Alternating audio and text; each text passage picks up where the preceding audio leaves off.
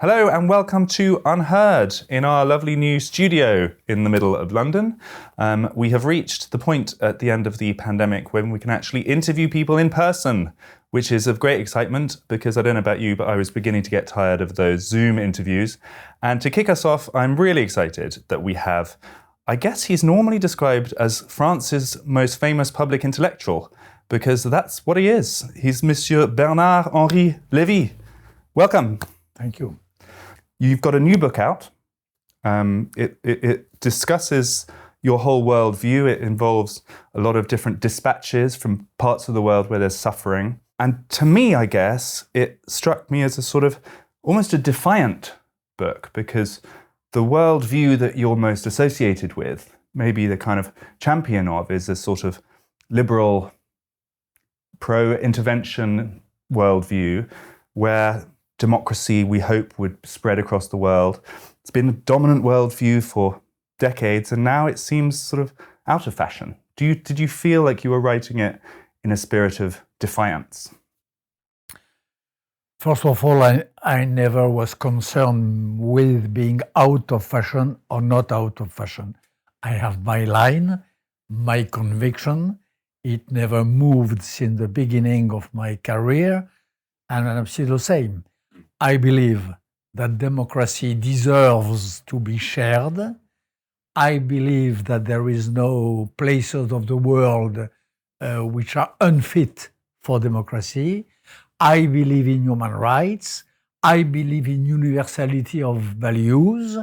And it is not because of the illiberal trend or because of Mr. Putin and Mr. Erdogan being on the move that I'm going to change my opinion. So I never change. And I must tell you that this book has a peculiarity. The dispatches which you mentioned to difficult places, unhospitable, difficult of access, these dispatches, these reportages, the real challenge, defy, as you said, is that I did them during the year of COVID. I mean, that during the year 2020, where I was, as you were, assigned to residence, ordered to stay home. These were the motto, the slogan, you remember. Stay home in order to be with others. Confine yourself in order to be solidar. I hated that. So I decided more than ever to show the example. So you went abroad. You went to Mogadishu, to Syria, to Nigeria to see the murders, the massacre of Christians on large scale by Boko Haram and others, and so on. So this book is my diary of my reportage and the dispatches which I took of them during the year of COVID. So what's interesting is that obviously we've just had Afghanistan with the end of the US involvement in that. To many people, it feels like that worldview that democracy should be exported where possible, that values are universal, that one should intervene in places that are suffering. It seems like the last 20 years has not been very good in terms of evidence for that. So are there things that you feel you have learned and changed your mind on about that in the last 20 years? I never said that democracy has to be exported.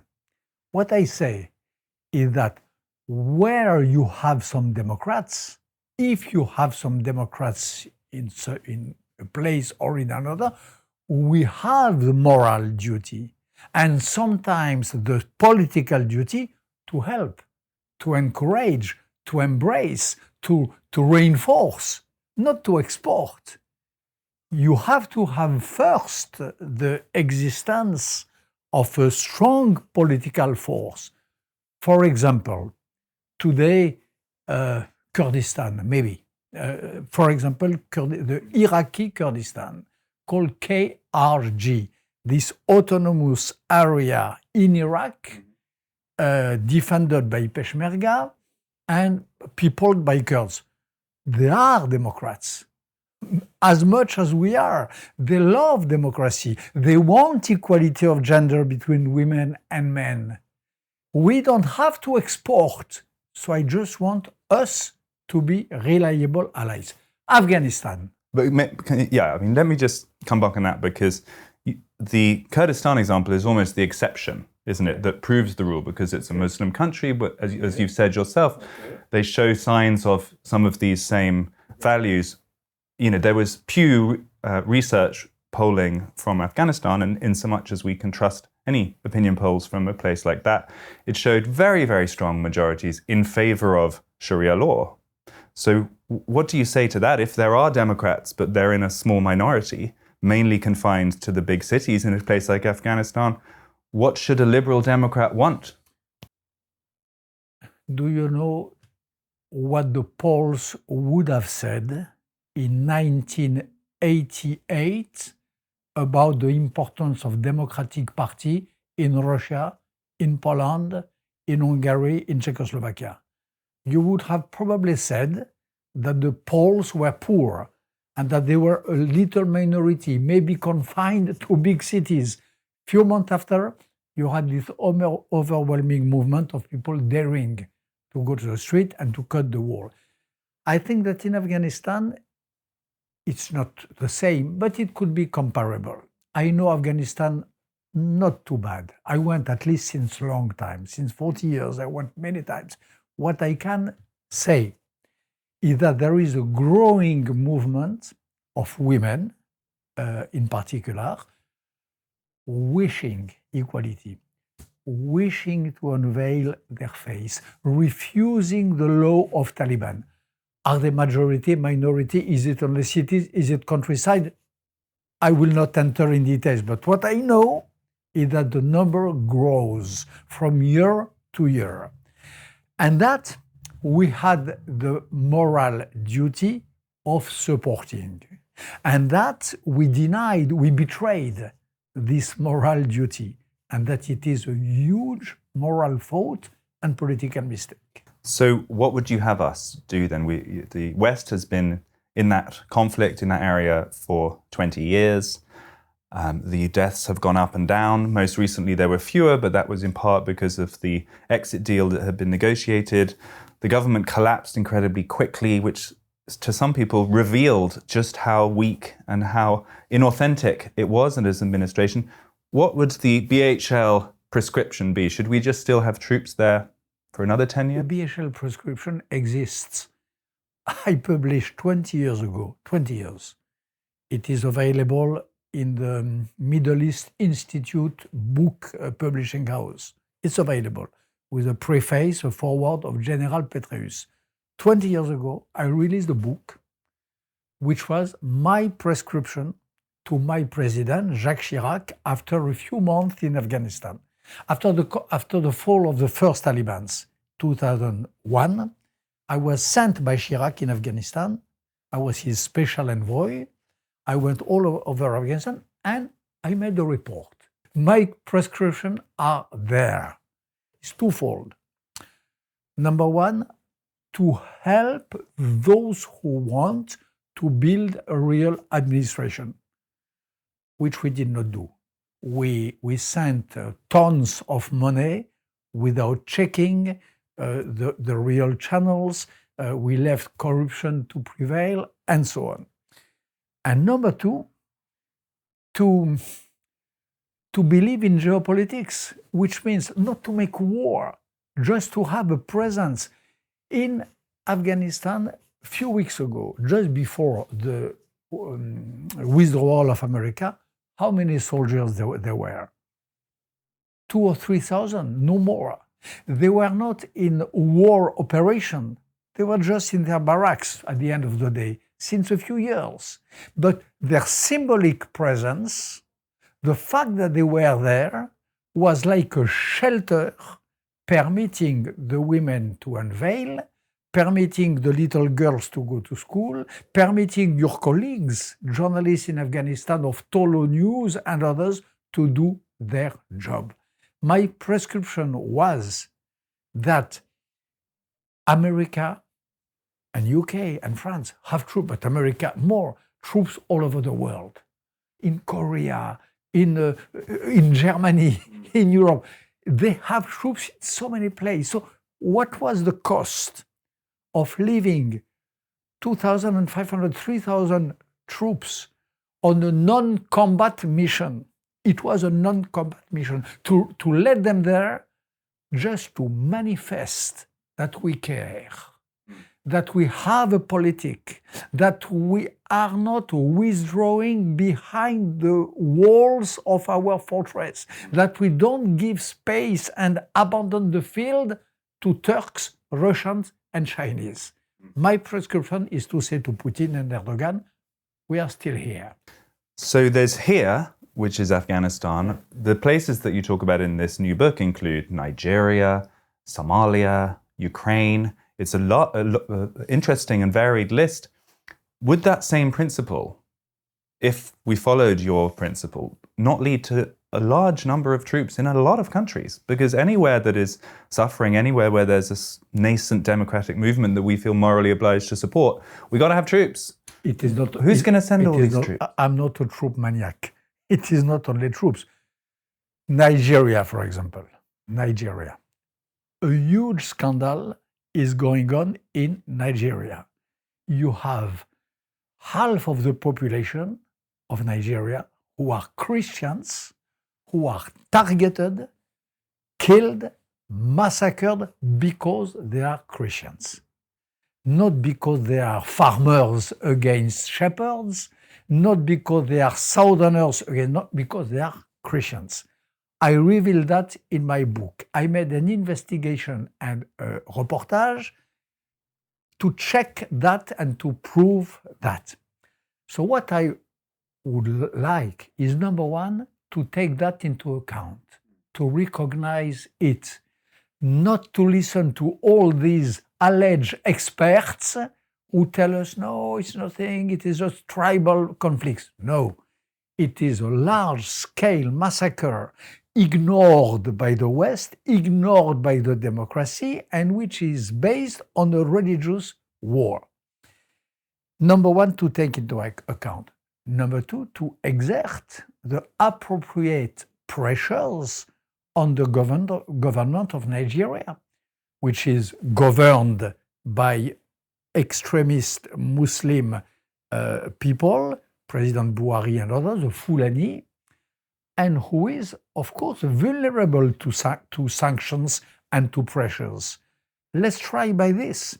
Let's try to have leverage with the fact that, for example, we, UK, France, Europe, America, buy their oil or might not buy.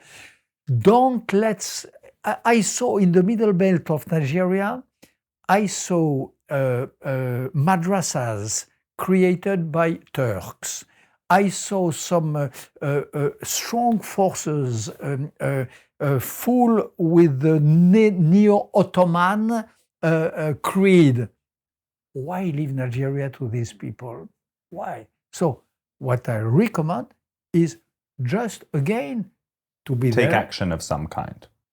Diplomacy, pressure, sanctions, whatever. Or we decide that we no longer count in the scene of the world. It's another option. It is not mine. I think that we are France, we are UK, we have some values. These values, when they are embraced, for example, by the Christians of Nigeria, it's intelligent and it is fair to help. Do you feel, I mean, actually it's a very interesting example, an important one, the Christians of Nigeria, because some people would feel that Christian countries should pay particular attention to those kind of crimes because there is a kind of solidarity of faith there. How does that fit in with the sort of liberal worldview? Is that allowed? Should Christians in Western countries care more about the massacre of Christians in Nigeria than cultures that they have less to do with? They should care about massacres in general. They should care about people embracing their values, our values.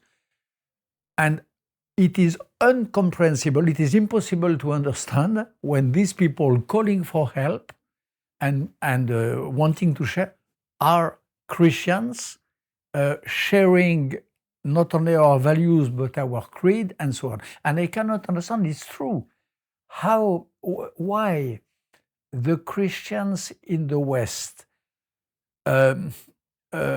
support so much, and that's great, the Christian of Middle East, of Mosul, and I pleaded for that a lot, but nothing about the Christians of Nigeria. Why? I don't know.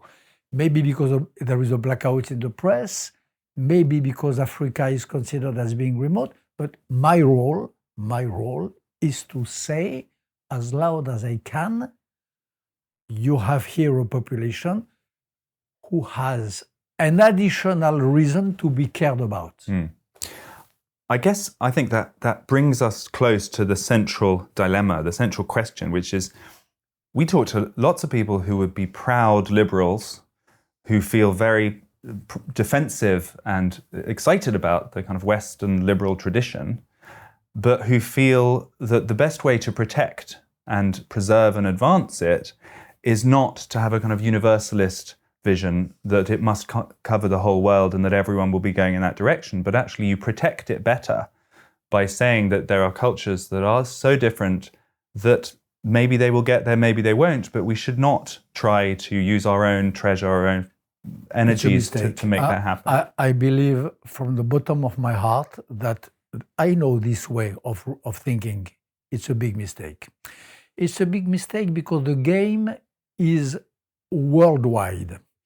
And the people whom I confront, if I dare say, in Mogadishu, in Nigeria, Muslim Brotherhood, let's say, extremist Islamists, those people, they have their equivalent in London or in Paris. What happens when the equivalent in Paris see that we leave them act, we leave them free to act in Nigeria or Mogadishu? They are emboldened, they are happy, they feel encouraged.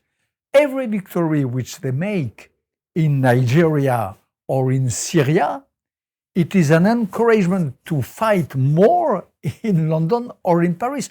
All of that holds itself. We cannot strengthen our model of liberal society at home if we give the feeling that we quit the field and abandon the field in the rest of the world. I guess what happens, though, is politics happens, and the home populations of those countries seem to have changed their mind on this. So if you're a liberal and a Democrat, which I know you are, it must be important if the majority of people within the United States, within the UK, don't want those kind of foreign adventures. How do you square that? If the majority is not the point. Majority is the point for a prime minister, of course, or for a president, but for a whistleblower, for an intellectual, public or non-public or whatever, question is not majority. Question is to say what one feels to be the truth. And if you are alone to say it, even more important, louder you have to shout. And you have to go against majority. If the majority does not want to hear, you have to try your best to help them to open the ears. But that hasn't worked very well in the last few years, has it? And we've had these populist revolts, and in part they were revolts against that kind of universalism, against the idea that we should be spending so much energy in faraway lands when there were things at home that needed more attention. The attitude of a certain type of liberal to those populist revolts, a little bit like you just said, now they need to be educated out of their mistakes, basically, doesn't seem to have worked. It depends. It did not work in the 50s of the 20th century. In France, for example, we had this populist movement very strong. Then they were defeated by the return to power to General de Gaulle, who was an universalist. Then it was a high wave for a long time. Now it's low, and the populists did gain some ground. This is the whole story. It depends, back and forth. we are in a moment where these sort of ideas which I defend are on low tide. It's a low wave. Okay. I'm not discouraged by that. I don't believe that it means that I'm wrong. I continue, and I do hope that I will see a reversal of the tide. I do hope it. What about also adapting your worldview to the evidence? I mean, if you have these revolts, doesn't it show that the settlement that came before wasn't perfect and there were things about it that weren't working? Evidence of what? I was in Mogadishu, in Somalia. I saw hell on earth. There is a depiction of that in the book. There is a whole chapter in Mogadishu. I think that I am one of the very few journalists who have gone there since 20 years. Okay? Hell on earth, and a huge void occupied by Qatar and by Turks. Okay. I only raised the question, let's even forget hell on earth. Maybe we are become so egoist that we don't care. But in terms of interest, of national interest for Europe or for UK or for America, it is stupid to leave such a big land, such a base to Turks and to Erdogan. In terms of national interest, it is nuts. That's what I say. But if you now stand on the podium in France or in London or in America and say, vote for me, I want to increase our attention in Somalia and start putting money and possibly troops or maybe efforts in that. No, I mean, I don't think you will win. I will certainly not win. And I will never do that because I'm not a politician. But I will lose, but I will probably explain before losing that it costs much more. It costs more to leave Erdogan, to leave Putin, to leave Xi Jinping in China, to leave Iranians, to leave Brotherhood, Muslim Brotherhood. It costs more to leave them, advance, push their advantage, put the foot on a growing number of places than to prevent and contain. Containment of barbarity, containment of totalitarianism, containment of all sorts of fascism costs less than abandoning the field to them. This is why I would explain before being beaten in the votes. So you mentioned China there. And once again, I have to ask you that question, that the argument for around China 20 years ago was very similar to what you're saying now, that if they were brought in, they would develop in a Western-style direction, that affluence would mean more of a democracy, they would liberalize and so on. And instead, we've got this quite frightening sort of mutant strain of a Western-style democracy.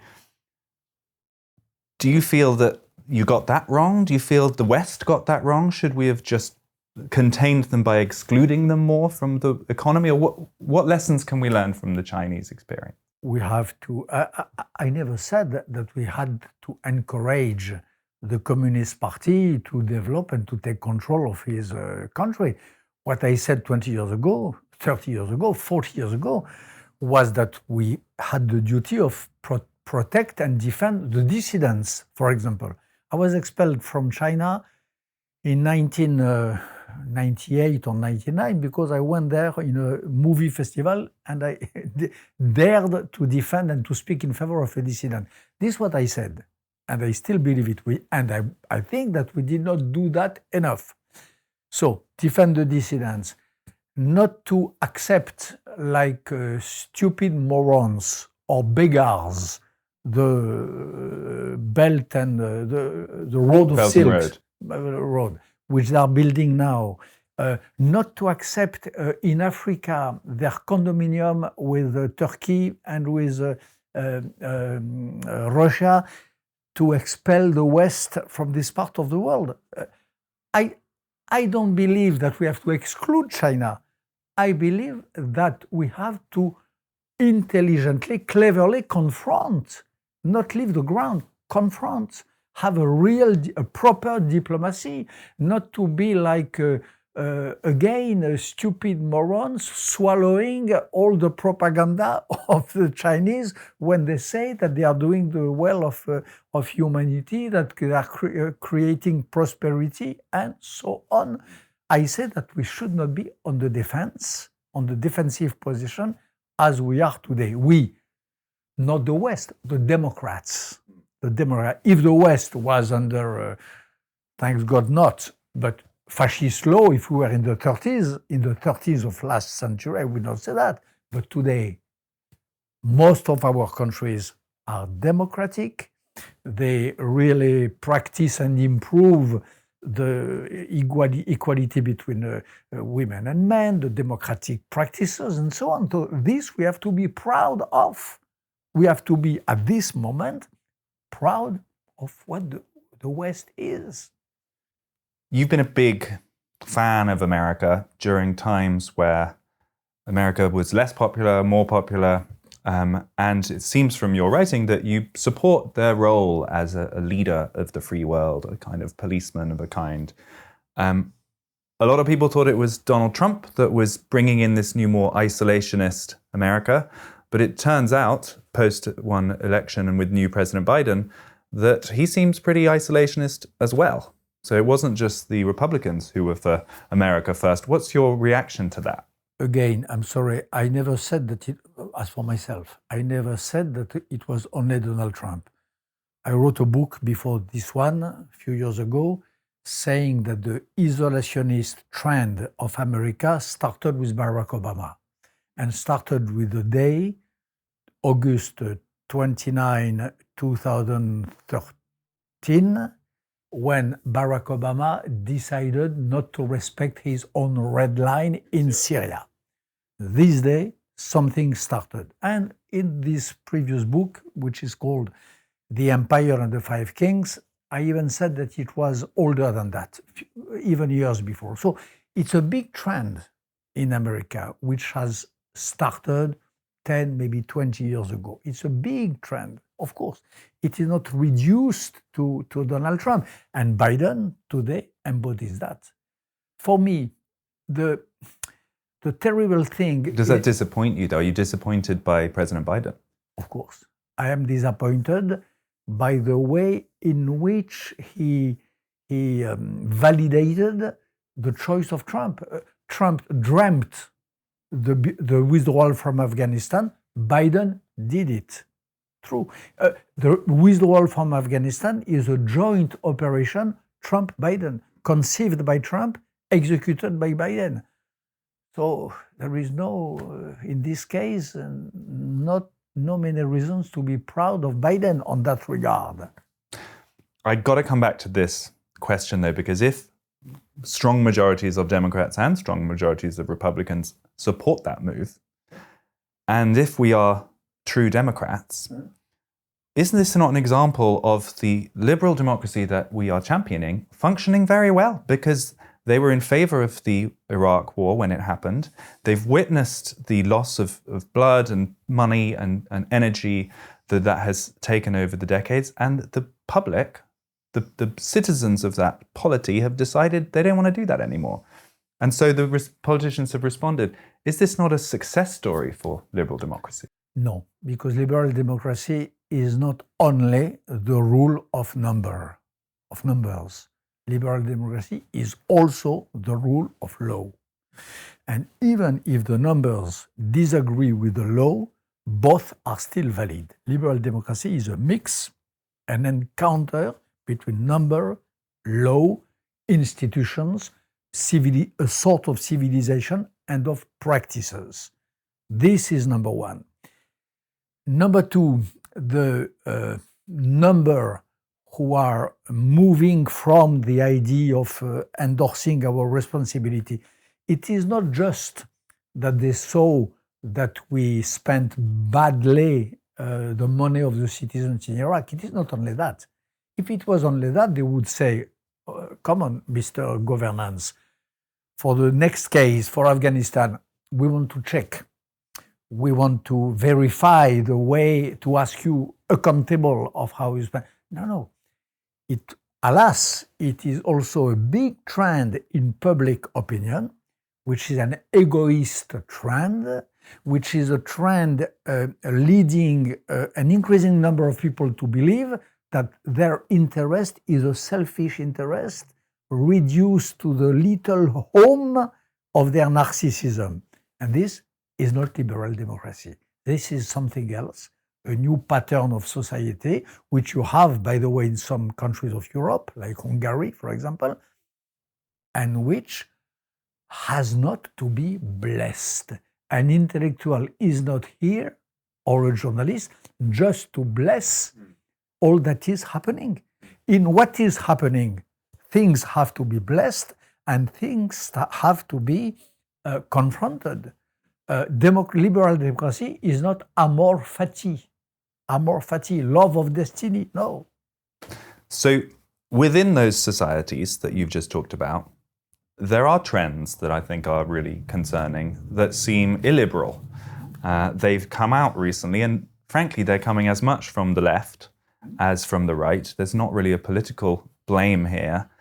I'm talking about free speech coming under attack, more and more things unable to say, active censorship from the tech companies. Does that worry you? Do you think we are somehow importing some of these illiberal values inside our society? We are. Yeah, of course. The woke culture, the cancel culture, attacks on freedom of speech. I know it comes from the left, but it does not deserve, in my eyes, more indulgence because it comes from the left than if it came from the right. For me, the new political dividing line crosses the left and the right and implies problems at those which you are just mentioning. We have to adapt our mind, our behavior, our way of acting, adapt it to these new dividing lines. And cancel culture, attacks to freedom of speech, is really a huge problem on which we have to be to care. How does the pandemic feature in that discussion? Because, there's illiberal tendencies in free speech, and then there's actually locking people in their homes and not allowing them to leave on the grounds of public health interests. This was a policy that came out of China and came very rapidly around the Western world. It sounds like you pretty much left France for the lockdown, so you didn't experience it. But what was your view of that? Was that troubling to the principles of individual liberty, due process, and freedom? Of course, it reduced some liberties. It accelerated a process which was already going on, which consists in tracing all of us, collecting data on us, and so on and so on. So I may understand that it was necessary for a while, but number one, it has to be just a while. Number two, citizens should be asking guarantees that when the while is over, these liberticide measures will be destroyed. Number three, as for myself, I lived this time as a terrible time. This is why I escaped to Syria, Iraq, Mogadishu, battlefield in Ukraine in front of Putin during this time, because for me I am impossible to lock, to be honest. I cannot be locked. And number four, this period, but this is fate in the case, this period has not been a good period for the care of the others, has not been a good period for brotherhood, has not been a good period for internationalism as I conceive it in my book. It was a bad period about all of that. What I try is to be conscious of it, to make my readers conscious of that, and to convince them to step out as quickly as possible of this terrible period.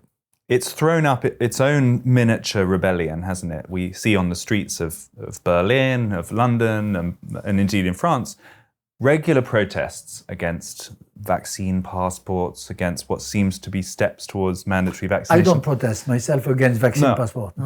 But when you observe the people that do you see a parallel with previous populist moments? And do you think it's important not to sort of demonize them and try to exclude them and shut them down, because that probably might make things worse? Or what is your view on how to deal with that? I don't like to demonize anyone. I am a man of word, I try to convince, I try to plead, I try to... Ideas is a battle. Battle supposes like an arm wrestling. It supposes to... in which sense goes the biggest force? This is the only question. These anti-vax people, they are conspirationists. Some. A lot of them as conspirationists. They have a stupid conception of health.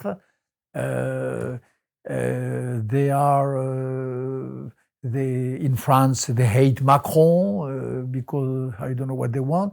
So they have to be combated. But they might think they're your people. They are missing and defending the liberal world order that you're talking about. They want their freedoms. They want due process. They don't want to be shut in. They want to make their own decisions. Maybe they're seen from a different light. Because I listen to them. I listen. I'm ready, of course, to hear. I try to hear everything. They are not. They pretend to be in favor of liberal freedom, but when you ask them what they want, majority of them or big lot of them, what they want, what is the ideal regime for them, it is not a liberal one in France. Let's bring the conversation to a conclusion nearer home then. So we've got Britain and France. How worried are you about the situation in France at the moment? We have election is coming up. There are characters like Éric Zemmour, who is proving remarkably popular with some of his ideas, a different form of right wing than Le Pen. Do you feel that you need the people of your political persuasion need to be more intelligent this time about combating their popularity? Otherwise, they might win. It's difficult to be to decide to be more intelligent. You have to be as intelligent as you can, and so how will you defeat? To be a friend, considering France, you quote Zemmour. You have to try to show that Zemmour is not a new way of being far right. For example, you said that no, it's not a new way. It's the same way. He is pumping the votes, the polls of Marine Le Pen and incorporating them to him, but it's the same. Number one, you have to... I would like to be able to say that he is falsely sophisticated and fond of history and so on. I don't think he is so much. Number three, it seems to me useful to say that his conception of France is a tiny, retracted conception of France, little France, like in UK, when you had the debate in Brexit, they wanted UK great again. The result is that they made England more and more little. You mentioned Little England or and Great Britain, the Brexit discussion, and you were very vocal about that. You came to London, you wrote a play, you pleaded with the British people, do not do this. You felt it would be an abandonment of the ideals. It hasn't so far turned out so bad, has it? I mean, the UK has just done a partnership with the US and Australia that does not seem to imply Little England, especially. I know that it was upsetting to Monsieur Macron. Do you feel that some of your fears about Brexit were unfounded? I don't feel, but I hope. I hope that they are unfounded, of course. I love this country. As I often said, I would not be born without the sacrifice of British young boys on D-Day. So I hope I was wrong. But alas, let's wait to see what happens in Ulster, in Northern Ireland, with the Ireland of Dublin. Let's wait. Let's wait to see what happens in Scotland. I don't know. It appears that I arrive in London on a day when the newspapers are full of the shortage of fuel for the cars, of the shortage of people to work in. I don't want to enter into details, but the situation, honestly, of UK, for the moment, I fear that it gives more reason to the arguments I had on Cadogan Hall 3 years ago than to the arguments of Mr. Farage. So the Conservative Party is meeting today in Manchester for their party conference. Boris Johnson, is he to you a liberal who has done some things that you might not like support Brexit? Or do you feel he is, as some people do, a dangerous populist of some kind? I think that nobody knows who is Boris Johnson, including himself. He doesn't know himself if he is still a liberal or already a dangerous populist. From outside, it seems to me that it depends on the day. It depends on the hour. It depends on the mood. He's a strange guy, Boris Johnson, honestly. I'm sure that if I had met him 20 years ago when he was journalist in Brussels, he was a jolly and sympathetic guy. Today, he seems more often to look like a Viktor Orban man, a populist without authoritarianism, but a populist than his buddy Macron, for example. We shall see. Monsieur Henri Lévy, thank you so much. Bye, thank you. That was Bernard-Henri Lévy, better known as BHL or BHL in France. You may agree with him, you may disagree with him about the need to project Western values around the world and not leave any corner of the earth to different value systems. But what you can't deny is his energy and his passion and the way he defended that worldview so well. So thanks to him, and thanks also for tuning in. This is Unheard.